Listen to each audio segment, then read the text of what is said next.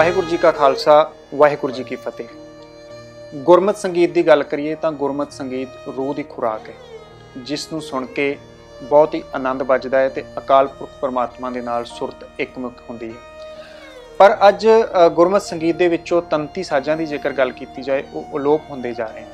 उसका की कारण है ते किहड़ियां-किहड़ियां संस्थावां तंती साजां दी विरसे नूं संभालण दे विच लंघीਆਂ होईਆਂ ने, उस संबंध दे विच असीं गलबात करांगे। साडे नाल गलबात करन दे लई इस मौके ते मौजूद ने भाई शमिंदरपाल सिंह जी, जो कि अपने आप दे विच एक संस्था ने। संस्था इसलिए क्या है क्योंकि उन्हां दे वल्लों बहुत सारे उपराले किए जा रहे हैं तंती साजां दी संभाल वास्ते।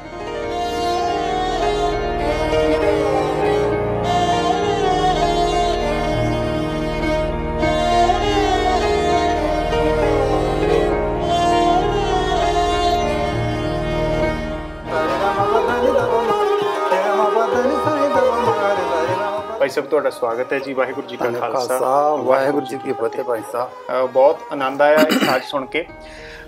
तंती साजां की जेकर गल करिए अलोप होंदे जा रहे हैं। बहुत घੱਟ लोग ने जिहड़े इस परंपरा नूं सांभ रहे हैं। तुसीं कदों तो इस परंपरा नूं सांभी बैठे हो, कदों तो लैके यतनशील हो कि इस परंपरा नूं संभालिया जा सके?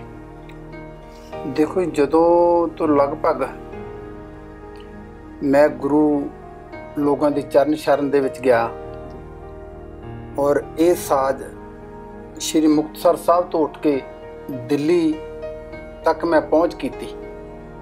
इन्हां साजां नूं सीखण दे लई सब तो पहले तो मैं college of fine arts Jalandhar तो APJ कॉलेज तो मैं MA इंस्ट्रूमेंट इसे तंती साज दे नाल, जिसनूं अज सौरंगी कहा जाता, इहदे नाल मैं MA की।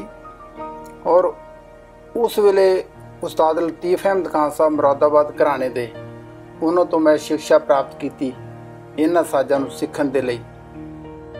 2-3 साल गुरु दी चरण शरण दे विच रहा। उस तो बाद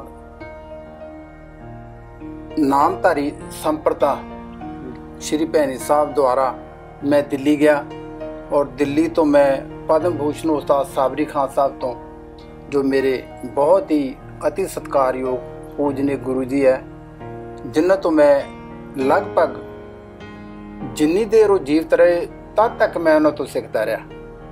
उन्होंने घर रह के मैं लगभग 8-10 साल मैं गुरु जी के चरणों के विच रहा और उन्होंने तो शिक्षा प्राप्त की।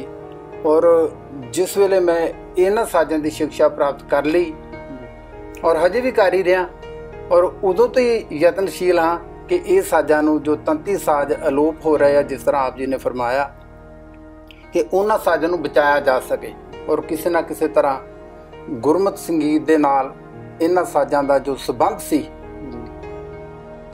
उस नूं अज भी बरकरार उस तरह ही कायम रखा जा सके। और मैं उस समय तो ही यतनशील हाँ जदों तो मैं ये साज सीखने शुरू किए।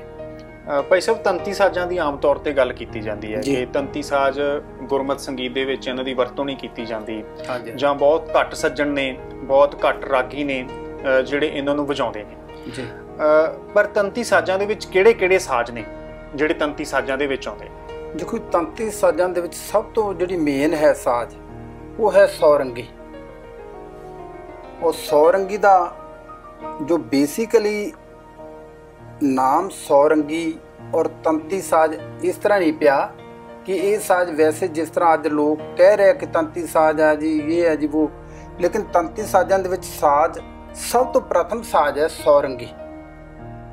क्यों क्यों क्योंकि इहदे विच जो ये तारां वजदियां, इस नूं असीं तार नहीं, इस नूं असीं तंदी बोलदे हां। इस नूं तंदी, तांत, तंतु, रौदा और ये नाम है इस दे।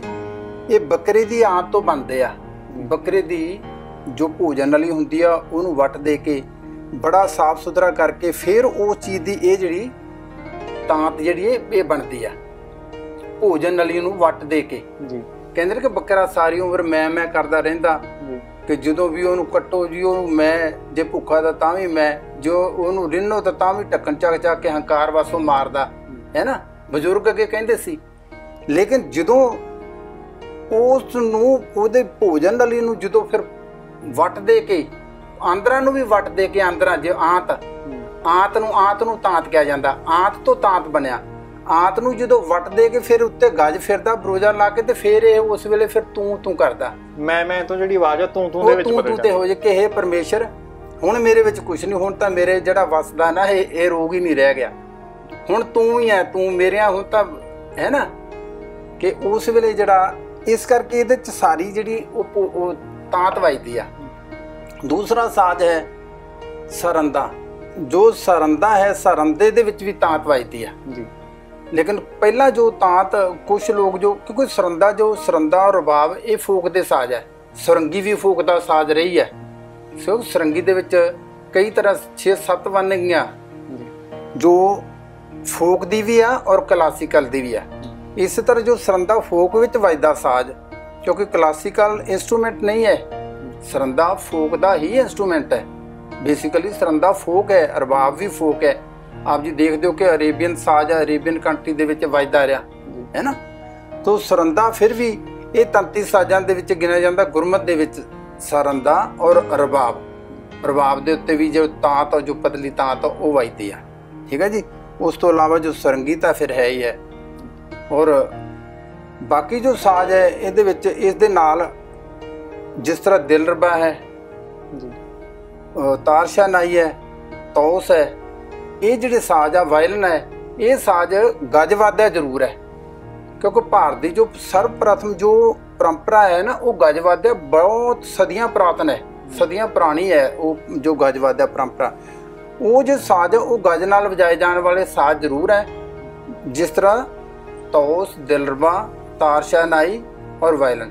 ਲੇਕਿਨ ਇਹ ਜੋ ਸਾਜ਼ ਹੈ ਇਹ ਤੰਤਰਵਾਜ ਹੈ, ਲੋਹੇ ਦੀਆਂ ਤਾਰਾਂ ਜਿਹਦੇ ਉੱਤੇ ਪਿੱਤਲ ਔਰ ਲੋਹੇ ਦੀਆਂ ਤਾਰਾਂ ਵੱਜਦੀਆਂ, ਨਾ ਕਿ ਤੰਤੀਵਾਜ। ਉਹ ਗੱਜ ਵੱਜਦਾ ਜ਼ਰੂਰ ਆ, ਲੇਕਿਨ ਤੰਤੀ ਸਾਜ਼ ਹੈ ਰਬਾਬ, ਸਰੰਦਾ ਔਰ ਸੁਰੰਗੀ ਹੈ, ਇਹ ਤੰਤੀ ਸਾਜ਼ ਹੈ। ਗੁਰੂ ਸਾਹਿਬਾਨ ਦੀ ਗੱਲ ਕਰੀਏ, ਗੁਰੂ ਸਾਹਿਬ ਵੀ ਆਪਣੇ ਜੀਵਨ ਦੇ ਵਿੱਚ ਜਿੱਥੇ ਉਹਨਾਂ ਨੇ ਬਾਣੀ ਲਿਖੀ, ਬਾਣੀ ਦੀ ਰਚਨਾ ਕੀਤੀ, ਉੱਥੇ ਨਾਲ ਗੁਰੂ ਸਾਹਿਬ ਦੇ ਕੀਰਤਨ ਕਰਨ ਦਾ ਵੀ ਜ਼ਿਕਰ ਆਉਂਦਾ ਹੈ। ਗੁਰੂ ਸਾਹਿਬਾਨ ਨੇ ਆਪਣੇ ਸਮੇਂ ਦੇ ਵਿੱਚ ਕਿਹੜੇ ਸਾਜ਼ ਵਜਾਏ, ਕਿਹੜੇ ਗੁਰੂ ਸਾਹਿਬ ਨੇ ਕਿਹੜੇ ਸਾਜ਼ਾਂ ਦੀ ਵਰਤੋਂ ਕੀਤੀ ਕੀਰਤਨ ਦੇ ਸਮੇਂ? ਤੇ ਵਿੱਚ ਕੀਰਤਨ ਦੇ ਸਮੇਂ ਸਭ ਤੋਂ ਪਹਿਲਾਂ ਜਦੋਂ ਸ਼੍ਰੀ ਗੁਰੂ ਨਾਨਕ ਦੇਵ ਸਾਹਿਬ ਤੋਂ ਕੀਰਤਨ ਦੀ ਜੋ ਪਰੰਪਰਾ ਉਹ ਸ਼ੁਰੂ ਹੁੰਦੀ ਆ, ਸਭ ਤੋਂ ਪ੍ਰਥਮ ਜੋ ਸਾਜ਼ ਹੈ ਉਹ ਰਬਾਬ ਹੀ ਹੈ, ਕਿਉਂਕਿ ਸਭ ਤੋਂ ਪੁਰਾਤਨ ਸਾਜ਼ ਜੋ ਰਬਾਬ ਸਾਜ਼ ਤਾਂ ਉਦੋਂ ਵੀ ਪਹਿਲੇ ਦੇ ਜੋ ਸਰੰਦਾ ਹੈ ਜੀ ਔਰ ਸਰੰਗੀ ਹੈ।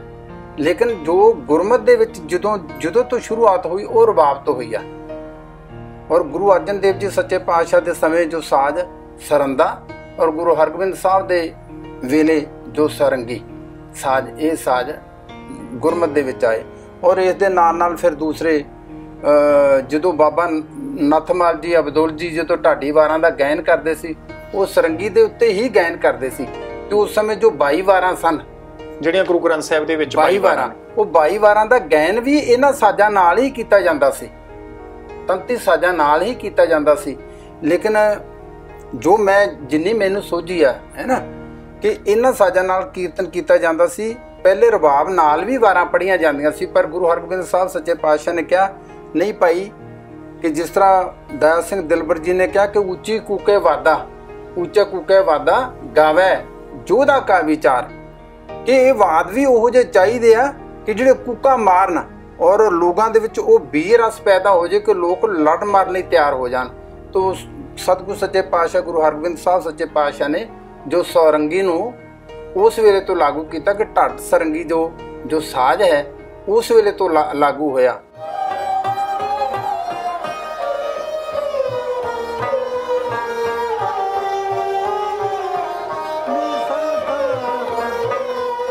ਸਭ ਤੋਂ ਪਹਿਲੇ ਠੁਮਰੀ, ਦਾਦਰਾ, ਚੇਤੀ, ਕਜਰੀ, ਹਾਂਜੀ, ਖਿਆਲ ਗਾਇਕੀ। ਇਸ ਤੋਂ ਇਲਾਵਾ ਜੋ ਤਾਨਾਂ ਦੇ ਪ੍ਰਕਾਰ ਆ, ਜਿਸ ਤਰ੍ਹਾਂ ਮੀਂਡ, ਗਮ, ਕਸੂਤ, ਘਸੀਟ, ਖਟਕਾ, ਝਟਕਾ, ਹੈ ਨਾ, ਕ੍ਰਿੰਤਨ, ਕਨ, ਮੁਰਕੀਆਂ, ਉਹ ਇਸ ਤੰਤੀ ਸਾਜ਼ ਦੇ ਵਿੱਚ ਹੈ। ਇਸੇ ਕਰਕੇ ਉਹਨਾਂ ਨੇ ਲਿਖਿਆ ਕਿ ਉਸ ਵੇਲੇ ਸਾਰੰਗ ਧੁਨੀ ਸੁਣਾਵੇ, ਘਨ ਰਸ ਬਰਸਾਵੇ। ਘਨ ਰਸ ਇਹ ਬਰਸਾਉਂਦੀ ਆ ਕਿਉਂਕਿ ਜੋ ਸਾਰੰਗ ਉਸ ਵੇਲੇ ਤਾਂ ਸਰੰਗੀ ਨੂੰ ਹੀ ਕਿਹਾ ਗਿਆ ਸਾਰੰਗ।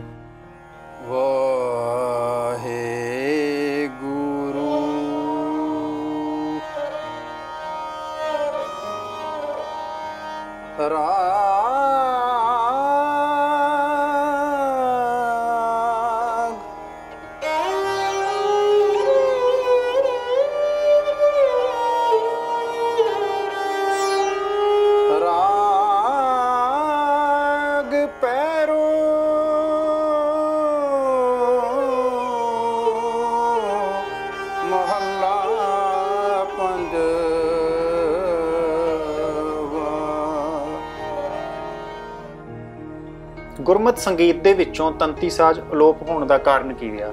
ਕਿਉਂਕਿ ਬਹੁਤ ਘੱਟ ਸੱਜਣ ਨੇ ਜਿਹੜੇ ਹੁਣੇ ਤੰਤੀ ਸਾਜ਼ਾਂ ਦੀ ਵਰਤੋਂ ਕਰਦੇ ਨੇ, ਉਹਨਾਂ ਨੂੰ ਆਉਂਦੇ ਨਹੀਂ, ਜਾਂ ਆਮ ਤੌਰ ਤੇ ਸਟੇਜ ਤੇ ਦੇਖਦੇ ਆ ਗਾਉਣ ਵਾਲੇ ਅਲੱਗ ਹੁੰਦੇ ਨੇ, ਤੰਤੀ ਸਾਜ਼ ਵਜਾਉਣ ਵਾਲੇ ਪਿੱਛੇ ਬੈਠੇ ਹੁੰਦੇ ਨੇ। ਐਸਾ ਕਿਉਂ ਹੁੰਦਾ ਹੈ ਵੀ ਘੱਟ ਲੋਕ ਕਿਉਂ ਮਿਲ ਰਹੇ ਨੇ? ਇਹ ਪਰੰਪਰਾ ਅਲੋਪ ਕਿਉਂ ਹੋਈ? ਦੇਖੋ ਜੀ, ਇਹਦਾ ਕਾਰਨ ਮੇਨ ਹੈ ਕਿ ਜੋ ਤੰਤੀ ਸਾਜ਼ ਹੈ ਇਹਨਾਂ ਦੇ ਉੱਤੇ ਜੋ ਮਿਹਨਤ ਹੈ ਬਹੁਤ ਕਠਿਨ ਮਿਹਨਤ ਕਰਨੀ ਪੈਂਦੀ ਹੈ, ਕਈ ਘੰਟਿਆਂ ਦਾ ਰਿਆਜ਼। ਉਹਦਾ ਕਾਰਨ ਆ ਕਿ ਇਹ ਜੋ ਸਾਜ਼ ਹੈ ਇਹਦੇ ਉੱਤੇ ਕੋਈ ਪਰਦੇ ਨਹੀਂ ਹੁੰਦੇ, ਪਰਦੇ ਰਹਿਤ ਸਾਜ਼ ਹੈ। ਜਿਵੇਂ ਆਪਾਂ ਕਹੀਏ ਨਾ ਹਾਰਮੋਨੀਅਮ ਦੇ ਉੱਤੇ ਸਵਰ ਹੈ, ਹਾਰਮੋਨੀਅਮ ਦੇ ਉੱਤੇ, ਬੈਂਜੋ ਦੇ ਉੱਤੇ, ਦਿਲਰਬਾ, ਤਾਰ, ਸ਼ਾਨਾਈ, ਤੌਸ, ਇਹਨਾਂ ਸਾਰਿਆਂ ਦੇ ਉੱਤੇ ਪਰਦੇ ਬੱਝੇ ਹੁੰਦੇ ਆ, ਠੀਕ ਹੈ ਨਾ। ਲੇਕਿਨ ਜੋ ਤੰਤੀ ਸਾਜ਼ ਹੈ, ਜਿਸ ਤਰ੍ਹਾਂ ਰਬਾਬ ਹੈ ਜਾਂ ਸਰੰਦਾ ਹੈ ਜਾਂ ਸਰੰਗੀ ਹੈ, ਇਹਨਾਂ ਦੇ ਉੱਤੇ ਜੋ ਸੁਰ ਹੈ ਉਹ ਰਿਆਜ਼ ਨਾਲ ਪੱਕੇ ਕੀਤੇ ਜਾਂਦੇ ਆ, ਪਰਪੱਕ ਕੀਤੇ। ਜੇ ਪਰਪੱਕਤਾ ਡਿਫੀਕਲਟ ਰਿਆਜ਼ ਕਰਕੇ ਨਾ, ਬਹੁਤ ਹਾਰਡ ਵਰਕ, ਕਠਿਨ ਮਿਹਨਤ ਕਰਕੇ ਫਿਰ ਹੀ ਇਹਨਾਂ ਸਾਜ਼ਾਂ ਨੂੰ ਵਜਾਇਆ ਜਾਂਦਾ। ਤੇ ਅੱਜ ਦੇ ਸਮੇਂ ਦੇ ਵਿੱਚ ਕੀ ਆ ਕਿ ਜੋ ਕੀਰਤਨਕਾਰ ਆ ਉਹ ਨਹੀਂ ਚਾਹੁੰਦੇ ਕਿ ਇੰਨੀ ਮਿਹਨਤ ਕਰੇ। ਵੀ ਕਿਸੇ ਨੇ ਕਿਹਾ ਸੀ ਨਾ ਕਿ ਯਾਰ ਤੈਨੂੰ ਮੰਗਣਾ ਨਹੀਂ ਆਉਂਦਾ, ਉਹਦਾ ਭਰਾਵਾ ਤੇਰੇ ਨਾਲੋਂ ਆਟਾ ਮੇਰੀ ਬਗਲੀ ਦੇ ਵਿੱਚ ਜ਼ਿਆਦਾ ਆ, ਮੈਨੂੰ ਮੰਗਣਾ ਆਵੇ ਚਾਹੇ ਨਾ ਆਵੇ, ਠੀਕ ਹੈ ਨਾ। ਹੁਣ ਜਿਸ ਬੰਦੇ ਦਾ ਹਾਰਮੋਨੀਅਮ ਨਾਲ ਕੰਮ ਸਰਦਾ ਤੇ ਉਹਨੂੰ ਕੀ ਜ਼ਰੂਰਤ ਪਈ ਆ? ਉਹ ਕਹਿੰਦੇ ਯਾਰ ਤੁਸੀਂ ਜਿੰਨਾ ਸਾਰੀ ਜ਼ਿੰਦਗੀ ਮਿਹਨਤ ਕੀਤੀ, ਤੁਹਾਡੇ ਕੋਲੇ ਪੱਲੇ ਕੀ ਆ? ਤੇ ਉਹਦਾ ਕਾਰਨ ਜੋ ਮੈਂ ਵੀ ਅਨੁਭਵ ਕੀਤਾ ਕਿ ਵਾਕਈ ਜੋ ਹਾਰਮੋਨੀਅਮ ਨਾਲ ਸਾਰੀ ਜ਼ਿੰਦਗੀ ਕੀਤੀ, ਕਰੋੜਾਂਪਤੀ ਅਰਬੇ ਬੰਗਲੇ ਪਾਏ ਵੇ, ਉਹਨਾਂ ਦੇ ਕੋਠੀਆਂ ਕਾਰਾਂ ਐਡੀਆਂ ਮਹਿੰਗੀਆਂ, ਲੇਕਿਨ ਅਸੀਂ ਲੋਕ ਉੱਥੇ ਤੋਂ ਉੱਥੇ ਬੈਠੇ ਆ ਮਿਹਨਤ ਕਰਕੇ ਵੀ, ਹੈ ਨਾ। ਤੇ ਕਿਉਂਕਿ ਲੋਕ ਮਸ਼ੱਕਤ ਨਹੀਂ ਕਰਨਾ ਚਾਹੁੰਦੇ, ਮਿਹਨਤ ਨਹੀਂ ਕਰਨਾ ਚਾਹੁੰਦੇ, ਹਾਰਮੋਨੀਅਮ ਵਰਗਾ ਸਾਜ਼ ਚੱਕਿਆ, ਉਠਾਇਆ ਔਰ ਕੀਰਤਨ ਕਰਨਾ ਸ਼ੁਰੂ ਕਰ ਦਿੱਤਾ, ਹੈ ਨਾ। ਹੁਣ ਬਾਕੀ ਲੋਕ ਜੋ ਕੀਰਤਨ, ਜਿਸ ਤਰ੍ਹਾਂ ਆਪ ਜੀ ਨੇ ਫਰਮਾਇਆ ਕਿ ਦੇਖੋ ਜੀ ਪਿੱਛੇ ਸਾਜੀ ਸਜਿੰਦੇ ਬੈਠੇ ਹੁੰਦੇ ਆ, ਲੇਕਿਨ ਉਹਦਾ ਕਾਰਨ ਹੈ ਕਿ ਕੀਰਤਨ ਆ, ਜੋ ਕੁਛ ਲੋਕ ਕੀਰਤਨ ਦੇ ਨਾਲ ਵਜਾ ਰਹੇ ਉਹ ਚੀਜ਼ ਜੀ, ਉਹ ਕੀਰਤਨ ਵਾਲਾ ਹਾਰਮੋਨੀਅਮ ਲੈ ਕੇ ਬੈਠਾ ਔਰ ਪਿੱਛੇ ਸਜਿੰਦੇ ਵਜਾ ਰਹੇ। ਕੁਛ ਲੋਕ ਇਸ ਤਰ੍ਹਾਂ ਕਿ ਜਿਸ ਤਰ੍ਹਾਂ ਮਿਹਨਤ ਕਰਕੇ ਖੁਦ ਕੀਰਤਨ ਕਰ ਰਹੇ ਆ, ਤੰਤੀ ਸਾਜ਼ਾਂ, ਖੁਦ ਤੰਤੀ ਸਾਜ਼ ਵੀ ਵਜਾ ਰਹੇ ਔਰ ਖੁਦ ਕੀਰਤਨ ਵੀ ਕਰ ਰਹੇ। ਲੇਕਿਨ ਇਹ ਪਰੰਪਰਾ ਉਹਨਾਂ ਲੋਕਾਂ ਦੇ ਵਿੱਚ ਹੀ ਆ ਕਿ ਜਿਨ੍ਹਾਂ ਲੋਕਾਂ ਨੇ ਗੁਰੂਆਂ ਤੋਂ ਅੱਛੀ ਸਿੱਖਿਆ ਗ੍ਰਹਿਣ ਕੀਤੀ ਆ ਔਰ ਪੀੜ੍ਹੀ ਦਰ ਪੀੜ੍ਹੀ ਉਸ ਚੀਜ਼ ਨੂੰ ਬਣਾਈ ਰੱਖਿਆ ਔਰ ਮਿਹਨਤ ਕਰਕੇ ਇਸ ਚੀਜ਼ ਤੱਕ ਪਹੁੰਚੇ। ਉਹੀ ਲੋਕ ਇਹਨਾਂ ਸਾਜ਼ਾਂ ਨੂੰ ਫੜ ਸਕਦੇ ਆ ਜਾਂ ਵਜਾ ਸਕਦੇ ਆ, ਜਿਗਰਾ ਕਰ ਸਕਦੇ ਆ ਕਿ ਜੋ ਇਹਨਾਂ ਸਾਜ਼ਾਂ ਦੇ ਉੱਤੇ ਮਿਹਨਤ ਕਰਕੇ, ਕਠਿਨ ਮਿਹਨਤ ਕਰਨਾ, ਕਠਿਨ ਰਿਆਜ਼ ਕਰਨਾ। ਭਾਈ ਸਾਹਿਬ, ਇਹ ਜਿਹੜਾ ਸਾਜ਼ ਹੈ ਤੁਸੀਂ ਹੱਥ ਦੇ ਵਿੱਚ ਸਰੰਗੀ ਫੜੀ ਹੋਈ ਹੈ। ਸਰੰਗੀ ਆਮ ਤੌਰ ਤੇ ਆਪਾਂ ਦੇਖਦੇ ਹਾਂ ਕਿ ਢਾਡੀ ਜਥੇ ਹੀ ਇਸ ਦੀ ਵਰਤੋਂ ਕਰਦੇ ਆ, ਸਟੇਜਾਂ ਦੇ ਉੱਪਰ ਵਾਰਾਂ ਗਾਉਣ ਦੇ ਲਈ ਸਰੰਗੀ ਦੀ ਵਰਤੋਂ ਕੀਤੀ ਜਾਂਦੀ ਹੈ। ਪਰ ਕੀ ਸਰੰਗੀ ਦੇ ਨਾਲ ਕਦੇ ਕੀਰਤਨ ਵੀ ਹੋਇਆ ਕਰਦਾ ਸੀ ਪਹਿਲਾਂ? ਜੇਕਰ ਹੋਇਆ ਕਰਦਾ ਸੀ, ਉਹ ਕੀਰਤਨ ਕਿੱਥੇ ਹੁੰਦਾ ਸੀ? ਤੇ ਅੱਜ ਇਹ ਜਿਹੜੀ ਪਰੰਪਰਾ ਹੈ ਸਰੰਗੀ ਦੇ ਨਾਲ ਕੀਰਤਨ ਕਰਨ ਦੀ, ਇਹ ਕਿਵੇਂ ਅਲੋਪ ਹੋ ਗਈ? ਅੱਜ ਇਹ ਨਜ਼ਰ ਕਿਉਂ ਨਹੀਂ ਆਉਂਦਾ? ਦੇਖੋ ਜੀ, ਨਜ਼ਰ ਮੈਂ ਪਹਿਲੇ ਬੇਨਤੀ ਕੀਤੀ ਆ ਕਿ ਪਹਿਲੇ ਭਾਈ ਚਾਂਦ ਜੀ ਦਰਬਾਰ ਸਾਹਿਬ ਦੇ ਵਿੱਚ ਕੀਰਤਨ ਕਰਦੇ ਸਨ, ਜੋ ਮੀਰ ਆਲਮ ਲੋਕ ਸਨ, ਜਿਨ੍ਹਾਂ ਨੂੰ ਅੱਜ ਮਰਾਸੀ ਕਿਹਾ ਜਾਂਦਾ, ਉਹ ਲੋਕ ਤੰਤੀ ਸਾਜ਼ਾਂ ਨਾਲ ਕੀਰਤਨ ਕਰਦੇ ਸੀ ਦਰਬਾਰ ਸਾਹਿਬ ਦੇ ਵਿੱਚ। ਅੱਜ ਤਾਂ ਦੁੱਪੜ ਵੀ ਅਲੋਪ ਹੋ ਗਏ, ਲੋਕ ਦੁੱਪੜ ਜੋੜੀ ਆਟਾ ਲਾ ਕੇ ਧਾਮਾ ਵਜਾਉਂਦੇ ਹੁੰਦੇ ਸੀ, ਉਹ ਵੀ ਅਲੋਪ ਹੋ ਗਏ ਹੈ। ਉਹ ਧਾਮਾ ਕੌਣ ਲਾਉਂਦਾ ਅੱਜ ਕੱਲ੍ਹ? ਜੋ ਨਵੇਂ ਬਣੇ ਉਹੀ ਸਾਜ਼ ਵਜਾ ਰਹੇ ਆ ਨਾ। ਲੇਕਿਨ ਭਾਈ ਚਾਂਦ ਜੀ ਦੇ ਵੇਲੇ ਜੋ ਉਹ ਲੋਕ ਹੁੰਦੇ ਸਨ, ਉਹ ਤੰਤੀ ਸਾਜ਼ਾਂ ਨਾਲ ਹੀ ਕੀਰਤਨ ਕਰਦੇ ਸੀ, ਕਿਉਂਕਿ ਸਦੇ ਹੋਏ ਲੋਕ ਸੀ, ਸਾਧਨਾ ਕੀਤੀ ਸੀ ਉਹਨਾਂ ਲੋਕਾਂ ਨੇ। ਔਰ ਰਾਗਾਂ ਦੇ ਵਿੱਚ ਕੀਰਤਨ ਕਰਨਾ, ਮਰਿਆਦਾ 'ਚ ਰਹਿ ਕੇ ਕੀਰਤਨ ਕਰਨਾ, ਔਰ ਕੀਰਤਨ ਦੀ ਮਰਿਆਦਾ ਤਾਂ ਹੀ ਕਾਇਮ ਰਹਿ ਸਕਦੀ ਜੇ ਉਹਨਾਂ ਦੇ ਵਿੱਚ ਤੰਤੀ ਸਾਜ਼ ਵੱਜਦੇ ਆ, ਔਰ ਤੰਤੀ ਸਾਜ਼ ਵਾਲਿਆਂ ਨੂੰ ਵੀ ਕੀਰਤਨ ਦੀ ਸੋਝੀ ਹੋਵੇ ਔਰ ਗਾਉਣ ਵਾਲਿਆਂ ਨੂੰ ਵੀ ਕੀਰਤਨ ਦੀ ਸੋਝੀ, ਇਹਨਾਂ ਸਾਜ਼ਾਂ ਦੀ ਸੋਝੀ ਹੋਵੇ। ਹੁਣ ਆਪ ਜੀ ਦੇਖੋ ਕਿ ਕੋਈ ਫਿਲਮੀ ਤਰਜ਼ਾਂ ਦੇ ਉੱਤੇ ਗਾਈ ਜਾਂਦਾ, ਕੋਈ ਉੱਚੀਆਂ ਲੰਮੀਆਂ ਟਾਹਲੀਆਂ ਦੇ ਉੱਤੇ ਕੋਈ ਗਾਈ ਜਾਂਦਾ, ਕੋਈ ਦੇਖੋ ਕੋਈ ਕਿਸੇ ਨੂੰ ਤੰਤੀ ਸਾਜ਼ ਵਜਾਉਣ ਵਾਲੇ ਕੀ ਕਰਨ? ਅਗਰ ਕੀਰਤਨ ਪਿਓਰ ਰਾਗਾਂ ਦੇ ਵਿੱਚ ਕੀਤਾ ਹੋਵੇ, ਮਰਿਆਦਾ 'ਚ ਕੀਰਤਨ ਹੋਵੇ, ਤਾਂ ਤੰਤੀ ਸਾਜ਼ ਵਜਾਉਣ ਵਾਲੇ ਵੀ ਉਹਦੇ ਨਾਲ ਫਿਰ ਉਹਦੀ ਪਕੜ ਮਜ਼ਬੂਤ ਹੋਵੇ, ਹੈ ਨਾ। ਇੱਕ ਬੰਦਾ ਹੁਣ ਤੰਤੀ ਸਾਜ਼ ਲੈ ਕੇ ਬੈਠਾ, ਰਬਾਬ ਵਾਲਾ, ਸਰੰਦੇ ਵਾਲਾ, ਸਰੰਗੀ ਵਾਲਾ, ਉਹ ਫਿਲਮੀ ਤਰਜ਼ਾਂ ਸ਼ੁਰੂ ਹੋ ਜਾਣ ਤੇ ਉੱਤੇ ਉਹ ਤਾਂ ਹਾਰਮੋਨੀਅਮ ਦੇ ਨਾਲ ਹੀ ਗਾ ਸਕਦੇ, ਤੰਤੀ ਸਾਜ਼ ਤਾਂ ਉਹੀ ਗਾਏਗਾ ਨਾ ਜੋ ਰਾਗਾਂ ਦੇ ਵਿੱਚ ਜਿਸ ਬੰਦੇ ਦੀ ਪਕੜ ਹੈ।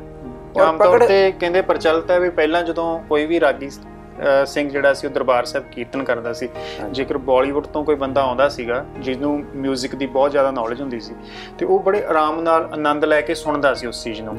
ਤੇ ਅੱਜ ਕੱਲ੍ਹ ਜਿਹੜਾ ਉਲਟ ਹੋ ਗਿਆ, ਅੱਜ ਸਾਡੇ ਜਿਹੜੇ ਰਾਗੀ ਹੈ ਉਹ ਬਾਲੀਵੁੱਡ ਦੀਆਂ ਤਰਜ਼ਾਂ ਦੇ ਉੱਪਰ ਹੀ ਕਈ ਵਾਰੀ ਕੀਰਤਨ ਕਰਦੇ ਮਿਲਦੇ ਨੇ, ਤੇ ਜਿਹੜੇ ਸੰਗੀਤ ਦੀ ਸੋਝੀ ਰੱਖਣ ਵਾਲੇ ਨੇ, ਡੂੰਘਾ ਗਿਆਨ ਰੱਖਦੇ ਨੇ ਜਿਹੜੇ ਗੁਰਮਤਿ ਸੰਗੀਤ ਦਾ ਜਾਂ ਉਸ ਤਰ੍ਹਾਂ ਸੰਗੀਤ ਦਾ, ਰਾਗਾਂ ਦੀ ਵਿਦਿਆ ਦਾ ਜਿਨ੍ਹਾਂ ਨੂੰ ਪਤਾ ਹੈ, ਉਹ ਕਈ ਵਾਰੀ ਬੜੇ ਦੁਖੀ ਹੁੰਦੇ ਨੇ ਇਸ ਚੀਜ਼ ਨੂੰ ਸੁਣ ਕੇ ਕਿ ਦਰਬਾਰ ਸਾਹਿਬ ਜਿੱਥੋਂ ਕੁਝ ਸਿੱਖਣਾ ਸੀ ਉੱਥੇ ਬਾਲੀਵੁੱਡ ਦੀਆਂ ਜਾਂ ਗਾਣੇ ਦੀਆਂ ਤਰਜ਼ਾਂ ਦੇ ਉੱਪਰ ਕੀਰਤਨ ਹੋ ਰਿਹਾ। ਦੇਖੋ ਜੀ, ਕਾਰਨ ਉਹੀ ਆ, ਮਰਹੂਮ ਭਾਈ ਨਿਰਮਲ ਸਿੰਘ ਜੀ, ਭਾਈ ਬਲਵੀਰ ਸਿੰਘ ਜੀ, ਔਰ ਇਹ ਗੱਲਾਂ ਕਹਿੰਦੇ ਕਹਿੰਦੇ ਉਹ ਦੇਖੋ ਇਸ ਦੁਨੀਆ ਤੋਂ ਚਲੇ ਗਏ ਕਿ ਲੋਕ ਸਿੱਖਦੇ ਨਹੀਂ। ਜਿਨ੍ਹਾਂ ਲੋਕਾਂ ਨੂੰ ਅਸੀਂ ਭਰਤੀ ਕਰਨਾ ਚਾਹ ਰਹੇ ਉਹ ਲੋਕ ਭਰਤੀ ਹੋਣ ਹੀ ਨਹੀਂ ਦਿੰਦੇ ਉਹਨਾਂ ਨੂੰ,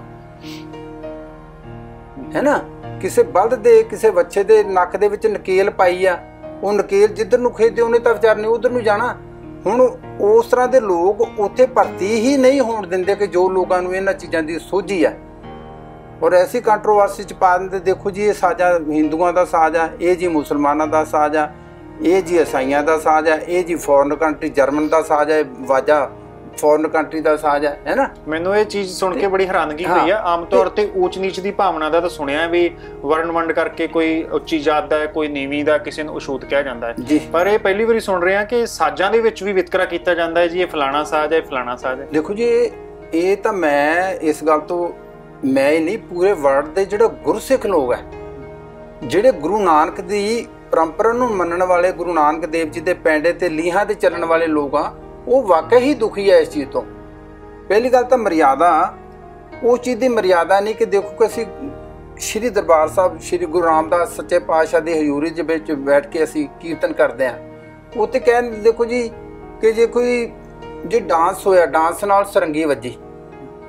ਸਭ ਤੋਂ ਪਹਿਲੀ ਗੱਲ ਕਿ ਜੇ ਡਾਂਸ ਨਾਲ ਸਰੰਗੀ ਵੱਜੀ ਤੇ ਡਾਂਸ ਨਾਲ ਹਾਰਮੋਨੀਅਮ ਵੀ ਵੱਜਿਆ, ਡਾਂਸ ਨਾਲ ਤਬਲਾ ਵੀ ਵੱਜਿਆ, ਡਾਂਸ ਨਾਲ ਸਤਾਰ ਵੀ ਵੱਜੀ, ਡਾਂਸ ਨਾਲ ਗਾਇਨ ਵੀ ਹੋਇਆ, ਫਿਰ ਇੱਕ ਸਾਜ਼ ਨੂੰ ਕਿਉਂ ਟਾਰਗੇਟ ਕੀਤਾ ਜਾ ਰਿਹਾ ਕਿ ਜੀ ਸਰੰਗੀ ਡਾਂਸ ਨਾਲ ਵੱਜੀ ਤੇ ਸਰੰਗੀ ਬੰਦ ਕਿਉਂ?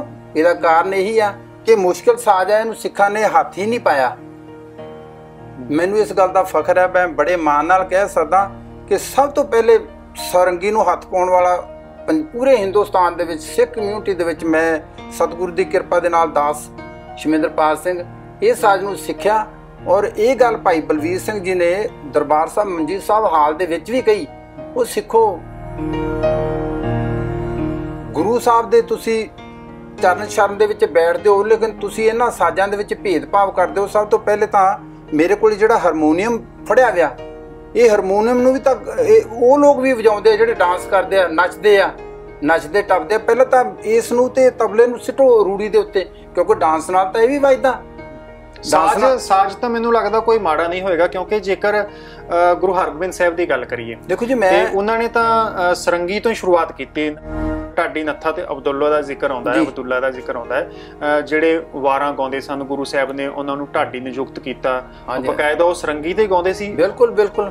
ਦਰਬਾਰ ਸਾਹਿਬ ਤਾਂ ਅੱਜ ਵੀ ਸਰੰਗੀ, ਦਰਬਾਰ ਸਾਹਿਬ ਦੇ ਸਾਹਮਣੇ ਸ਼੍ਰੀ ਅਕਾਲ ਤਖਤ ਸਾਹਿਬ ਨੂੰ ਕੀ ਇਸ ਗੱਲ ਤੇ ਅਸੀਂ ਘੱਟ ਮੰਨਦੇ ਹਾਂ ਦਰਬਾਰ ਸਾਹਿਬ ਤੋਂ। ਇੱਕ ਪਾਸੇ ਸ਼੍ਰੀ ਦਰਬਾਰ ਸਾਹਿਬ ਦੇ ਵੀ ਜੋ ਮਾਨਤਾ ਹੈ ਉਹ ਬਹੁਤ ਸਰਵਉੱਚਾ, ਔਰ ਅਕਾਲ ਤਖਤ ਸਾਹਿਬ ਦੇ ਵੀ ਸਰਵਉੱਚ। ਉੱਥੇ ਢਾਡੀ ਸਿੰਘ ਵਾਰਾਂ ਗਾਉਂਦੇ ਆ, ਗੁਰੂ ਦਾ ਗਾਇਨ ਕਰਦੇ, ਗੁਰੂ ਦਾ ਜਸ ਕਰਦੇ ਆ। ਲੇਕਿਨ ਅਸੀਂ ਉਹ ਜਿਹੜੀ ਵਰਨ ਵੰਡ ਦੀ ਗੱਲ ਕੀਤੀ ਨਾ, ਕਿ ਦੇਖੋ ਕਿ ਬ੍ਰਾਹਮਣ ਲੋਕਾਂ ਨੇ ਤਾਂ ਚਲੋ ਭਾਰਤ ਦੇ ਵਿੱਚ ਆ ਕੇ ਮਨੁ ਸਿਮਰਤੀ ਪੈਦਾ ਕੀਤੀ, ਮਨੁ ਸਿਮਰਤੀ ਦੇ ਵਿੱਚ ਵੰਡ, ਇਹੀ ਮਨੁੱਖਤਾ ਦੇ ਵਿੱਚ ਵੰਡਾਂ ਪੈਦਾ ਕਰਤੀਆਂ, ਇਹ ਜੀ ਫਲਾਨਾ, ਇਹ ਜੀ ਢੌਂਕਾ, ਇਹ ਜੀ ਔਂਕਾ, ਠੀਕ ਹੈ ਨਾ।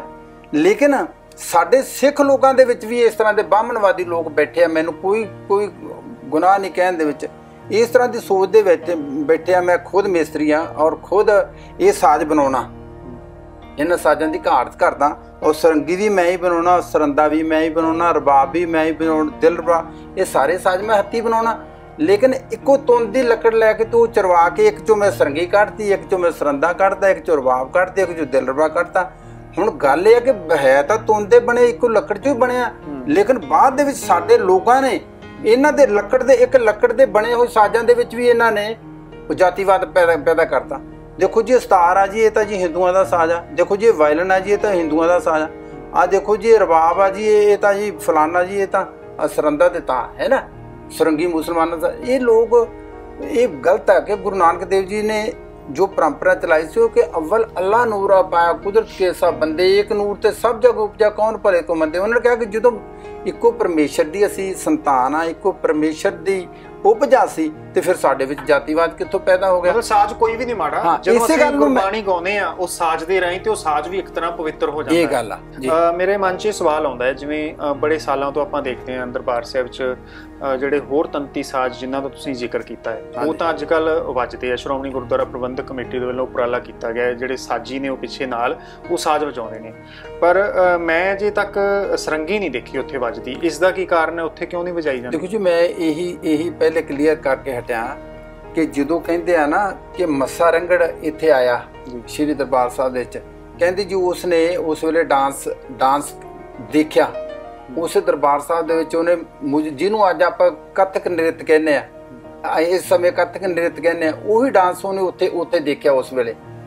ਤੇ ਉਸ ਕਰਕੇ ਕੁਝ ਲੋਕਾਂ ਨੇ ਇਹ ਭੇਦਭਾਵ ਖੜਾ ਕਰਤਾ ਕਿ ਦੇਖੋ ਜੀ ਡਾਂਸ ਦੇ ਨਾਲ ਸਰੰਗੀ ਵੱਜੀ ਆ, ਇਸ ਕਰਕੇ ਉਸ ਸਮੇਂ ਤੋਂ ਜਿਹੜਾ ਇਹ ਦਰਬਾਰ ਸਾਹਿਬ ਇਹ ਤਾਂ ਜੀ ਦੇਖੋ ਜੀ ਡਾਂਸ ਦੇ ਨਾਲ ਇਹ ਸਾਜ਼ ਵੱਜਾ, ਇਸ ਕਰਕੇ ਜੀ ਇਹਦੇ ਤੇ ਬੈਨ ਕੀਤਾ ਜਾਣਾ ਚਾਹੀਦਾ। ਭਾਈ ਸਾਹਿਬ, ਜੇਕਰ ਤੰਤੀ ਸਾਜ਼ ਸਿਖਾਉਣ ਦੀ ਗੱਲ ਕਰੀਏ, ਬਹੁਤ ਸਾਰੀਆਂ ਸੰਸਥਾਵਾਂ ਅੱਜ ਤੰਤੀ ਸਾਜ਼ ਸਿਖਾਉਣ ਦਾ ਉਪਰਾਲਾ ਕਰ ਰਹੀਆਂ, ਪਰ ਮੈਂ ਸ਼ੁਰੂਆਤ ਦੇ ਵਿੱਚ ਗੱਲ ਕੀਤੀ ਸੀ, ਤੁਸੀਂ ਵੀ ਇੱਕ ਤਰ੍ਹਾਂ ਆਪਣੇ ਆਪ 'ਚ ਇੱਕ ਸੰਸਥਾ ਹੀ ਹੋ, ਕਿਉਂਕਿ ਬਹੁਤ ਸਾਰੇ ਸਟੂਡੈਂਟ ਤੁਹਾਡੇ ਕੋਲੋਂ ਸਿੱਖ ਕੇ ਗਏ ਨੇ, ਤੁਸੀਂ ਇਸ ਪਰੰਪਰਾ ਨੂੰ ਅੱਗੇ ਵਧਾਇਆ ਹੈ। ਕਿੰਨੇ ਕੁ ਸਟੂਡੈਂਟ ਹੋਣਗੇ ਜਿਨ੍ਹਾਂ ਨੂੰ ਤੁਸੀਂ ਹੁਣ ਸਿਖਾ ਰਹੇ ਹੋ, ਹੁਣ ਇਸ ਵਕਤ ਵੀ ਸਿਖਾ ਰਹੇ ਹੋ, ਤੇ ਕਿੰਨੇ ਕੁ ਵਿਦਿਆਰਥੀ ਪਹਿਲਾਂ ਜਾ ਚੁੱਕੇ ਨੇ? ਕਿਸ ਸਾਲ ਤੋਂ ਤੁਸੀਂ ਜਿਹੜਾ ਇਹ ਅੱਗੇ ਸਾਜ਼ ਸਿੱਖਣ ਤੋਂ ਬਾਅਦ ਸਿਖਾਉਣਾ ਆਰੰਭ ਕੀਤਾ ਸੀ? ਦੇਖੋ ਜੀ, ਮੈਂ ਆਪ ਜੀ ਨੂੰ ਪਹਿਲੇ ਵੀ ਬੇਨਤੀ ਕਰ ਚੁੱਕਾ ਕਿ 1995 ਚ ਮੈਂ ਆਲ ਇੰਡੀਆ ਰੇਡੀਓ ਤੇ ਇੱਥੇ ਆ ਗਿਆ, ਦਿੱਲੀ ਤੋਂ ਜੀ ਟ੍ਰਾਂਸਫਰ ਹੋ ਕੇ ਦਿੱਲੀ ਆਲ ਇੰਡੀਆ ਰੇਡੀਓ ਤੇ।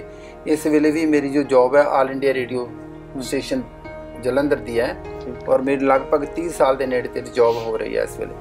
ਤਾਂ ਉਦੋਂ ਤੋਂ ਹੀ ਮੈਂ ਜਦੋਂ 1995 ਤੋਂ ਇੱਥੇ ਆਇਆ, ਤਾਂ ਉਦੋਂ ਤੋਂ ਹੀ ਮੈਂ ਇਹ ਸਾਜ਼ ਇੱਥੇ ਪੰਜਾਬ ਦੇ ਵਿੱਚ ਸਿਖਾਉਣੇ ਸ਼ੁਰੂ ਕੀਤੇ, ਜਿਸ ਦਾ ਜੋ ਨਤੀਜਾ ਹੈ ਉਹ ਇਹ ਹੈ ਕਿ ਅੱਜ ਮੇਰੇ ਬਹੁਤ ਸਾਰੇ ਸਟੂਡੈਂਟ ਆ ਜੋ ਆਲ ਇੰਡੀਆ ਰੇਡੀਓ ਵਿਨ ਕੀਤੇ ਆ। ਪੂਰੇ ਭਾਰਤ ਦਾ ਕੰਪੀਟੀਸ਼ਨ ਹੁੰਦਾ, ਉਹਦੇ 'ਚੋਂ ਵਿਨ ਕੀਤੇ ਆ, ਔਰ ਏ ਗ੍ਰੇਡ ਤੱਕ ਮੇਰੇ ਜੋ ਸਟੂਡੈਂਟ ਆ ਹਰ ਫੀਲਡ ਦੇ ਵਿੱਚ ਉਹ ਸਤਿਗੁਰ ਦੀ ਕਿਰਪਾ ਦੇ ਨਾਲ ਗਾਵ ਜਾ ਰਹੇ ਆ। ਔਰ ਸਰਵਿਸ ਦੇ ਉੱਤੇ ਵੀ ਸ਼੍ਰੋਮਣੀ ਗੁਰਦੁਆਰਾ ਪ੍ਰਬੰਧਕ ਕਮੇਟੀ ਦੀਆਂ ਕਈ ਸੰਸਥਾਵਾਂ ਦੇ ਵਿੱਚ ਮੇਰੇ ਬੱਚੇ ਜੋ ਅੱਜ ਉਹ ਐਜ਼ ਏ ਟੀਚਰ ਉੱਤੇ ਕੰਮ ਕਰ ਰਹੇ ਆ। ਜ਼ਿਆਦਾ ਤੁਸੀਂ ਵਿਦਿਆਰਥੀਆਂ ਨੂੰ ਕਿਹੜਾ ਸਾਜ਼ ਸਿਖਾਇਆ ਇਹਨਾਂ ਸਾਰੇ ਤੰਤੀ ਸਾਜ਼ਾਂ ਦੇ? ਦੇਖੋ ਜੀ, ਮੈਂ ਤਾਂ ਬੱਚਿਆਂ ਨੂੰ ਸਾਰੇ ਸਾਜ਼ ਸਿਖਾਏ ਆ, ਰਬਾਬ ਵੀ ਸਿਖਾਈ ਆ ਬੱਚਿਆਂ ਨੂੰ, ਦਿਲ ਰਬਾਬ ਵੀ ਸਿਖਾਇਆ, ਔਰ ਤਾਰਸ਼ਾਨਾਈ ਵੀ ਸਿਖਾਈ ਆ, ਤੌਸ ਵੀ ਸਿਖਾਇਆ ਬੱਚਿਆਂ ਨੂੰ, ਸਰੰਦਾ ਵੀ ਸਿਖਾਇਆ। ਠੀਕ ਹੈ ਜੀ। ਤੁਹਾਡਾ ਆਪਣਾ ਸਰੰਗੀ ਤਾਂ ਮੈਂ ਮੇਰਾ ਆਪਣਾ ਸਾਜ਼ ਹੈ ਮੇਨ, ਸਰੰਗੀ ਸਰੰਦਾ। ਮੈਂ ਇਹੀ ਸਵਾਲ ਕਰਨ ਵਾਲਾ ਸੀ। ਹਰ ਆਦਮੀ ਦਾ ਜਿਹੜਾ ਉਹ ਟੇਸਟ ਹੁੰਦਾ ਹੈ, ਆਨੰਦ ਮਿਲਦਾ ਉਸ ਤੋਂ ਕਿਸੇ ਦੇ ਚੀਜ਼ ਦੇ ਵਿੱਚੋਂ, ਖਾਸ ਕਰਕੇ ਤੁਹਾਨੂੰ ਕਿਹੜੇ ਸਾਜ਼ ਦੇ ਵਿੱਚੋਂ ਆਨੰਦ ਮਿਲਦਾ ਹੈ ਜਦੋਂ ਤੁਸੀਂ ਜਿਹਨੂੰ ਕਹਿੰਦੇ ਰੂਹ ਦਾ ਸਕੂਨ ਪ੍ਰਾਪਤ ਹੋ ਗਿਆ, ਉਹ ਕਿਹੜਾ ਸਾਜ਼ ਵਜਾ ਕੇ? ਦੇਖੋ, ਜੋ ਮੈਂ ਸੁਰੰਗੀ ਹੀ ਸ਼ੁਰੂ ਤੋਂ ਵਜਾਈ ਹੈ ਬੇਸਿਕਲੀ, ਸੁਰੰਗੀ ਔਰ ਸਰੰਦਾ ਔਰ ਇਹ ਜੋ ਸਾਜ਼ ਸਾਡੇ ਘਰ ਦੇ ਹੀ ਸਾਜ਼ ਹੈ, ਸਰੰਦਾ ਹੋ ਗਿਆ, ਸਰੰਗੀ ਹੋ ਗਿਆ। ਲੇਕਿਨ ਮੇਰੀ ਜੋ ਜੌਬ ਹੈ ਉਹ ਸਰੰਗੀ ਦੀ ਹੋਣ ਕਰਕੇ ਮੈਂ ਜ਼ਿਆਦਾਤਰ ਸਰੰਗੀ ਹੀ ਵਜਾਈ ਹੈ। ਮੈਂ ਚਾਹੁੰਦਾ ਵੀ ਸਰੰਗੀ ਦੇ ਵਿੱਚ ਜ਼ਰੂਰ ਕੋਈ ਦਰਸ਼ਕਾਂ ਨੂੰ ਸੁਣਾਓ ਤਾਂ ਕਿ ਦਰਸ਼ਕ ਵੀ ਸੁਣ ਸਕਣ, ਕੋਈ ਜਿਹੜੀ ਮਨ ਨੂੰ ਸਕੂਨ ਦੇ ਸਕੇ।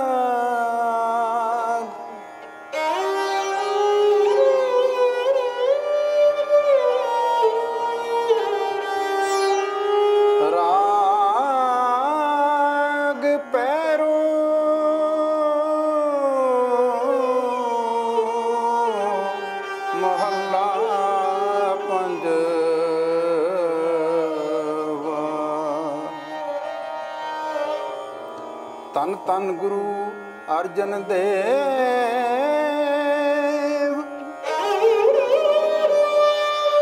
ਜੀ ਮਹਾਰਾਜ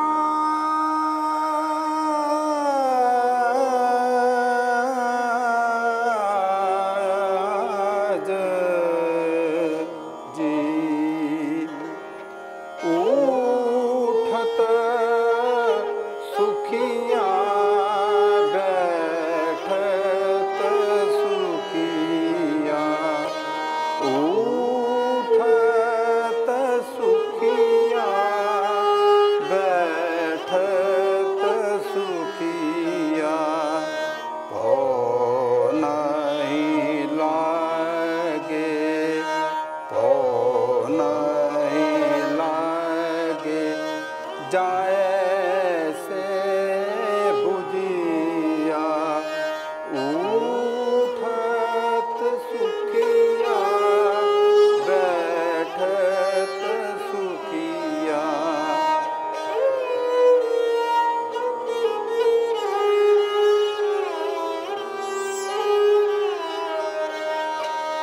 राखा एक हमारा स्वामी राखा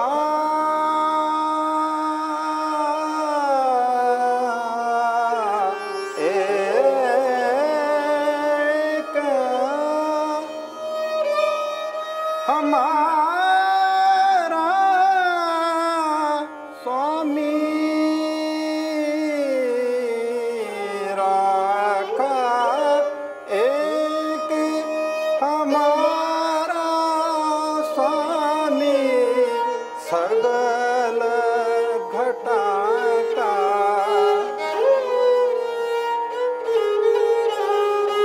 सगल घटा का अंतर जामी ऊठत सुखिया बैठत सुखिया ऊठत सुखिया बैठत सुखिया ओ नहीं लागे